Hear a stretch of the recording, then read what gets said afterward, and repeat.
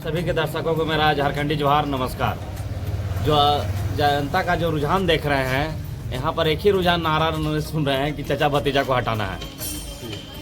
जिधर भी जा रहे हैं उधर भी यही बात को सुन रहे हैं कि चाचा भतीजा को हटाना है।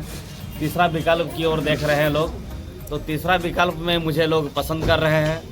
मैं एक समाज सेवी व्यक्ति भी हूँ और लंबे अरसे से 20 वर्षों से लगातार राजनीतिक और सामाजिक संगठनों से जुड़ा हुआ हूँ। अनेकों प्रकार के संगठन में रहकर मैंने निस्वार्थ भावना से क्षेत्र में काम किया हूँ और रहा मैं एक पर्यावरण प्रेमी भी हूँ। इस विधानसभा क्षेत्र में 70,000 फलदार औषधीय पौधा लगाया हूँ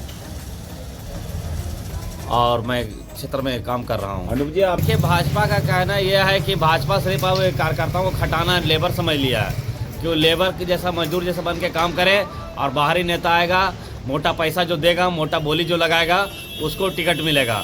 हमने भी बाबूलाल जी के पास गया था तो उन्होंने कहा कि 30-40 करोड़ रखे हैं अपने टिकट के लिए, चुनाव लड़ने के लिए। तो 30-40 करोड़ रहेगा तब ना हम चुनाव लड़ेंगे। इसलिए उनको औकात में लाने के लिए हम लोग चुनाव मैदान में हैं कि भारतीय जनता पार्टी के नेता भी औकात में आए कि जो जिस कार्यकर्ता के बलबूते ये संगठन खड़ा हुआ है। इससे पूर्व में जो रघुवर दास जी मुख्यमंत्री बने थे तो कार्यकर्ताओं के बलबूता बने थे, मगर जब सत्ता में और कुर्सी में बैठने के बाद वही रघुवर दास ने कहा था कि चिरकुट नेताओं का बात नहीं सुनना है। ये इतना बड़ा तौहीनी और अपमान किया गया था। उस अपमान का मैं बदला ले रहा हूँ कि भारतीय जनता पार्टी जिस तरह का कार्यकर्ताओं का अपमान कर रहे हैं, अटल जी का संगठन नहीं रह गया, अटल का विचारधारा नहीं रह गया। इसलिए माननीय यशवंत सिन्हा जी ने अटल विचार मंच बनाया और माननीय अटल जी का जो श्रद्धांजलि है सही वो देने का काम कर रहा है। अगर मैं किसी पार्टी में नहीं शामिल होऊंगा, जो इस पार्टी में हूँ मैं अटल विचार मंच में हूँ। अटल विचार मंच का ही विस्तार करूँगा पूरे झारखंड में और मजबूती से 29 वाला चुनाव में इसके 81 विधानसभा पर हम लोग कैंडिडेट देंगे अपना। जनता से अपील करना चाह रहे हैं कि दारू मुर्गा से बचना है, ठीक है, और लोभ लालच से बचना है, 1000-2000 रुपये से बचना है। मैंने मुद्दा रखा है बेरोजगारी का। मैं बरकट्ठा विधानसभा में 50,000 रोजगार देने का वादा कर रहा हूँ। पहला मुद्दा है कि चलकुस्सा से बरकट्ठा इचाक होते हुए हजारीबाग शहर तक रेलवे लाइन का निर्माण। दूसरा है कि हमारा बरकट्ठा का पहचान सूरजकुंड से है, सूरजकुंड को राष्ट्रीय पर्यटक स्थल का दर्जा दिलाना।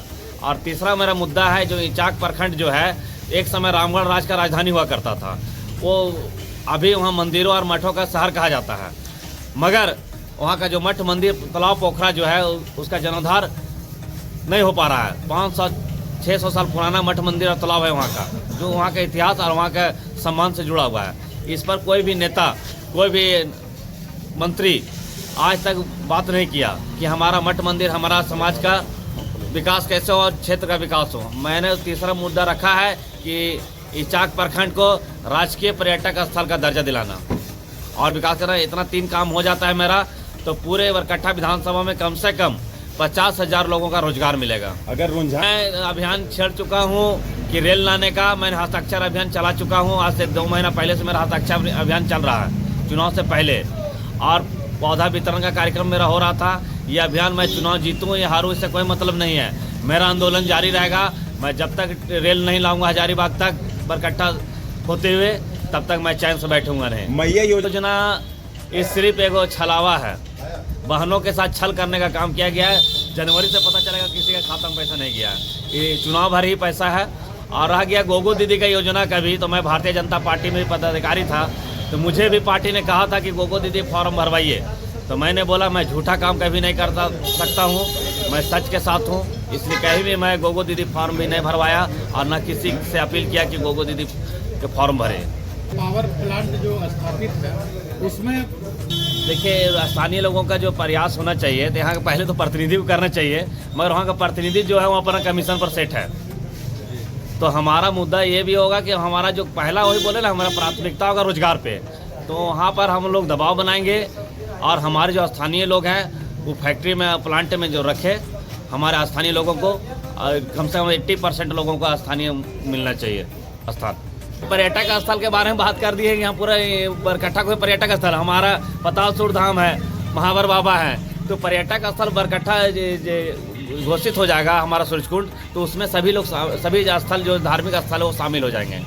बरकट्ठा विधानसभा के सभी माता बहन एवं सभी मतदातागण से मेरा हाथ जोड़ी विनती होगा कि गरीब का बेटा, मजदूर का बेटा आपके बीच में है। लोभ लालच छोड़कर मेरा चुनाव चिन्ह फूलगोभी छाप, क्रमांक संख्या 11, 13 नवंबर को अपने मतदान केंद्र पर जाए और फूलगोभी छाप पर बटन दबाकर हमें आशीर्वाद स्वरूप बरकट्ठा का सेवा करने का मौका दें।